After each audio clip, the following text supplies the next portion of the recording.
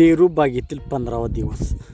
तर नमस्कार मित्रांनो, आपल्या पेरू बागेचा आज 15वा दिवस आहे आणि आज मी पेरू रोपांना एक महत्त्वाचे औषध दिले आहे.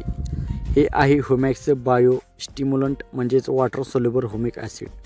नवीन लागवडीनंतर पेरू रोपाची वाढ चांगली व्हावी, मुळी मजबूत व्हावीत आणि रोप लवकर सेट व्हावे. नवीन लागवडीनंतर पहिल्या 20 ते 30 दिवसाचा काळ खूप महत्त्वाचा असतो. याच काळात रोपाची पकड मजबूत झाली तर पुढची वाढ जोरदार होते. पण जर सुरुवातीलाच रोपाला ट्रेस आला, पाणी व्यवस्थापन चुकले आणि मुळे नीट वाढली नाहीत तर वाढ मंदावते.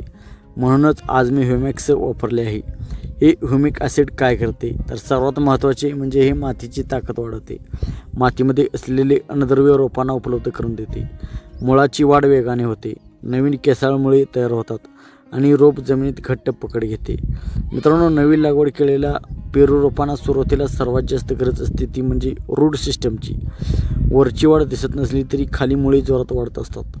जर मुळे मजबूत झाली तर पुढे फांद्या, पालवी आणि वाढ चांगली होते. मी हे औषध थेट झाडाच्या बुडामध्ये सोडले आहे. बुडामध्ये दिल्यामुळे औषध थेट मुळापर्यंत पोहोचते आणि त्याचा फायदा जास्त होतो.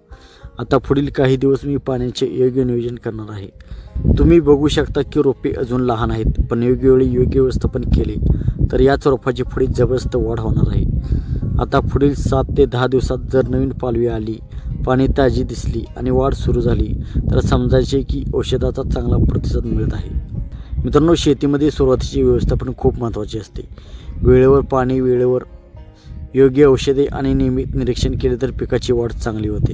आता पुढच्या व्हिडिओमध्ये मी तुम्हाला दाखवणार आहे कोणते खत पुढे देणार, नवीन पालवी किती आली आणि रोपाची वाढ किती झाली. त्यामुळे व्हिडिओ शेवटपर्यंत पहा आणि चॅनल सबस्क्राईब नक्की करा. धन्यवाद.